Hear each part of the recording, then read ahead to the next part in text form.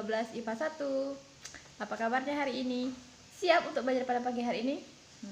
Bagus. Kalau siap, anak-anak silakan baca, perhatikan, dan amati slide yang akan Ibu berikan, dan nanti di akhir akan Ibu berikan penjelasan materi selanjutnya. Check this out. Nah, anak-anak sekalian, di sini bisa kalian baca. Kita akan membahas mengenai kasus pelanggaran hak dan pengingkaran kewajiban warga negara. Bagian pertama yang akan Ibu jelaskan adalah mengenai penyebab pelanggaran hak dan pengingkaran kewajiban itu sendiri. Yang pertama, ada sikap egois, mementingkan diri sendiri. Yang kedua, rendahnya kesadaran berbangsa dan bernegara. Yang ketiga, sikap tidak toleran. Nah, ini banyak banget ya di kehidupan sehari-hari. Yang keempat, penyalahgunaan kekuasaan. Yang kelima, ketidaktegasan aparat penegak hukum. Dan terakhir, penyalahan teknologi. Lanjut, slide selanjutnya. Mengenai kasus pelanggaran hak warga negara. Pelanggaran terhadap hak warga negara bisa kita lihat dari kondisi yang saat ini terjadi. Misalnya seperti ini, proses penegakan hukum yang masih belum optimal, di mana masih terjadi kasus salah tangkap, perbedaan perlakuan oknum aparat penegak hukum terhadap para pelanggar hukum dengan dasar kekayaan atau jabatan yang masih terjadi.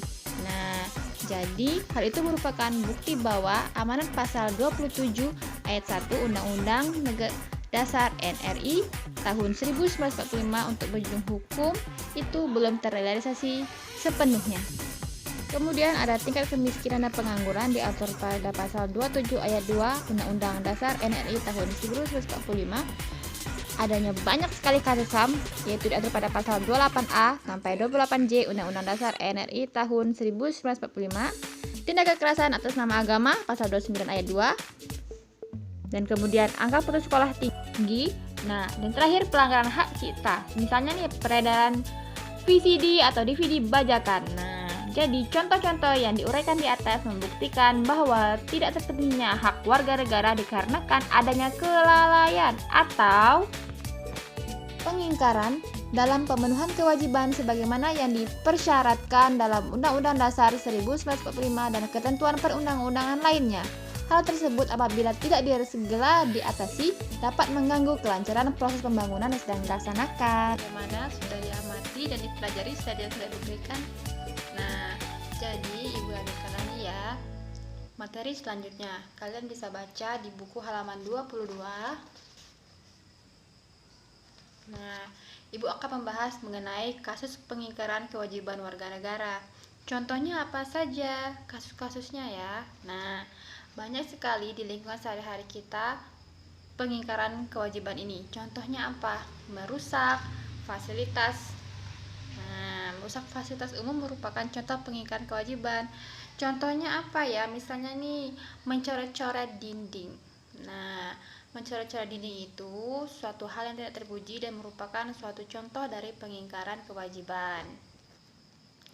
Lanjut, contoh yang kedua ialah melanggar aturan lalu lintas. Nah, di sini anak-anak pasti sudah punya motor semua ya, dan rata-rata sekolahnya pasti pakai motor.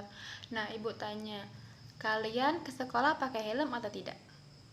Menerobos lampu merah atau tidak? Yang terpenting punya SIM atau tidak? Nah, jadi kita sebagai warga negara Indonesia yang baik seharusnya kalau pakai motor itu harus pakai helm demi keselamatan diri kita sendiri, harus punya SIM dan jangan sampai menerobos lampu merah. Selanjutnya ialah membuang sampah sembarangan. Siapa di sini yang masih punya sifat buruk membuang sampah sembarangan? Nah, jadi anak-anak, membuang sampah sembarangan merupakan contoh pengingkaran kewajiban warga negara. Jadi kita sebagai warga negara yang baik harus menjaga kebersihan lingkungan agar terciptanya lingkungan yang bersih dan nyaman untuk kita belajar. Oke. Selanjutnya ialah tidak membayar pajak. Nah, contohnya nih, kita tidak membayar pajak bangunan, tidak membayar pajak kendaraan bermotor. Nah, jadi mulai sekarang kita harus membayar pajak bagi yang membayar. Contoh terakhir ialah tidak berpartisipasi dalam usaha pertahanan dan keamanan negara. Apa sih Bu contohnya? Contohnya ialah tidak mau ikut partisipasi dalam siskambling atau menjaga keamanan lingkungan. Tidak usah jauh-jauh deh, seperti Ibu bilang tadi, menjaga keamanan lingkungan komplek kalian atau sekitar rumah kalian.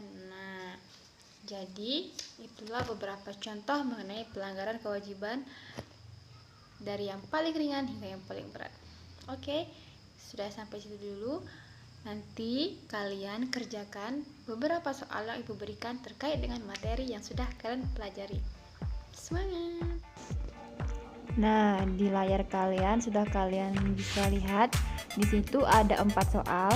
Silahkan kalian kerjakan dan nanti bisa kalian kumpul melalui Qualitiva ataupun melalui Ibu ya. Jangan lupa tugasnya Ibu tunggu. Semangat mengerjakan tugas anak-anak Ibu. Fighting!